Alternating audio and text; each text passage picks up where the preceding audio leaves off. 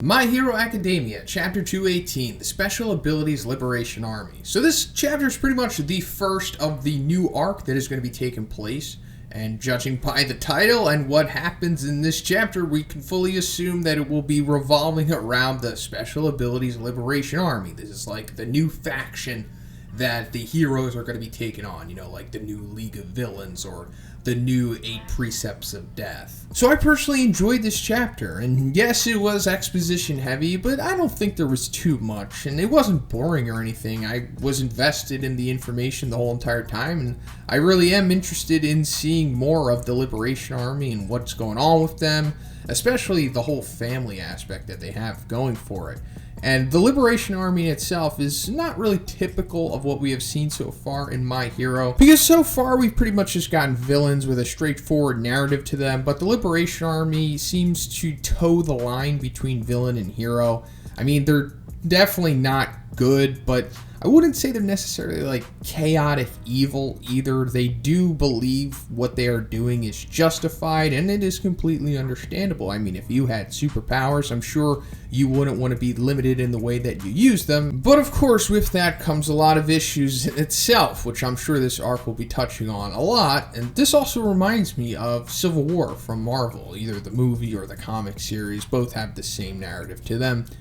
Pretty much superheroes are either with the establishment or against them, and that is what we are seeing here. I mean, it's not necessarily doing the whole registration thing that Civil War was, but this is like, hey guys, we're superheroes, so let us just do whatever we want with our powers and stop trying to control us and restrict us. Although, there definitely needs to be some kind of control here. So the Liberation Army's ideology is going to be seen as radical and definitely paint them as villains in the public's eye. This is also how Destro was kind of referred to when he was originally name-dropped by Gentle back in Chapter 171. But the thing that interests me the most about them is that they are against the League of Villains, which really surprised me because, you just fully expect the Joker-looking dude to be like, I swear on the name of Destro, to destroy the heroes, but nah, he was like, destroy the League of Villains. So this is going to set up a super interesting dynamic to this arc. Rather than just the heroes versus the Liberation Army, it might be like this three-way war or big battle of some kind where we might even see some of the League of Villains like team up with the heroes to take down the Liberation Army. Something like that, possibly. Like maybe like a real minor alliance, possibly. Like where they don't outright say that they are allied, but maybe Toga and Twice, if they're in this arc, will like just help out the heroes or something to take down one of the big guys from the Liberation Army, something like that. But considering that we got Toga and Twice in the Chisaki arc, they might be focusing more on the other villains that we haven't really gotten too much into, like Dabi, for example. But just that gives so many interesting possibilities to this arc because we haven't really seen like a three-way battle to this proportion before. Now, we saw that there was 3 alliances in the Chisaki arc. We saw, the League of Villains, of course, the 8 Precepts of Death,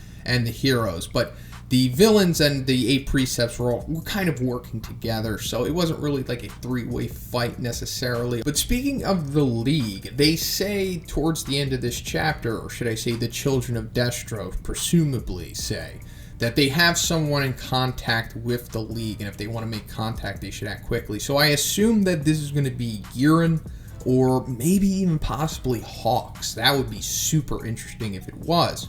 But it could also be Twice, because we saw that Twice was the one who introduced Chisaki before, but of course he did accidentally find Chisaki. So maybe Twice randomly found one of these liberation gangs that we see in this chapter, or maybe they're just directly getting into contact with Giran, since that's like his whole thing. He's like the manager of the League. He recruits people and he finds contracts for them or something like that. I mean, that's not like his only title, of course. He's just like a black market deal maker, essentially. But he also, part-time is the manager for the League in some ways. So I could totally see him getting in contact with them, because if anybody would be able to do that, it would be Giran. He seems to have contacts with pretty much everyone. Or like I said, it could be Hawks, because he specifically says we found some people in contact with the League. So maybe this isn't necessarily meaning that they are directly in contact with the League. So that would mean that people like Hawks and Giran are prime suspects for what they're talking about here. But most likely this will be revealed in the next chapter. But it would be really interesting if it was Hawks, because now Hawks is like a quadruple agent at this point. He's with the government, he's with the heroes, he's with the League, and now he's with the Liberation Army. And always, Hawk always brightens up an arc if he's in it, even though he really hasn't gotten too much time. But it would be cool if he came back. I mean, why not? So now let's talk about the Joker looking dude for a second. So I don't think we get a name on him yet, but he's the president of the Detnorat company, and that also adds another interesting variable to this arc, because we have a main villain who I assume this guy is going to be of this arc, that he's not just the leader of some crazy organization, he's also the president of an actual corporation. So that adds to his cover, because I'm sure this will be coming back when they try to take him down, or something like that's going to happen, and he's going to use his power as the president of this company to stifle whatever the heroes are trying to do to take him down, because I'm sure he has connections somewhere, and he's going to use that to be like, nah, I'm just the president of this company, I'm not some evil dude, so yeah, sorry, you can't do anything to me. We've seen that happen, time and time again in stories like this, so this is totally a trope, and I think this is going to be recurring in this arc. And like I said, it adds an interesting variable to it, because this guy isn't just a villain, so you just can't go run in on him, bust his door down, take him down.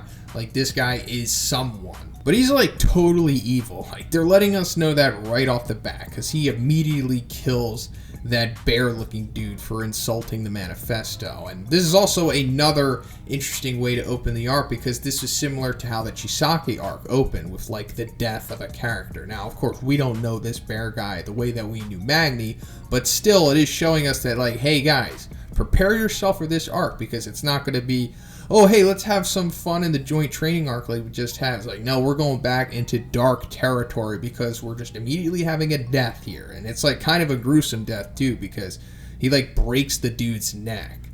So could that mean that he's super strong? Probably not. Maybe it's just that he knows how to do this, because we can assume that the Liberation Army are trained on how to take down people. But aside from that, it's assumed that he is one of the children of Destro. And from this one panel that we get, I assume Destro had 5 kids. So let's go over them real quick. So we have the one Joker-looking dude who seems to be the leader of the pack. And then we've got the guy with glasses and long hair who seems to be like the Kurogiri, I guess, of this operation. Then we've got like a long-haired one that seems to be tall. Then we've got a woman who seems to be rather attractive. And then we've got like an edgy one who doesn't even do the L salute that they do. She's just, or he or she is just hunched over the table, hood on, face down. So that's probably like the problem child of the group. But like, I fully expect them to be like the bosses of this arc. Like, they'll probably be facing off with one of the major characters later down the line.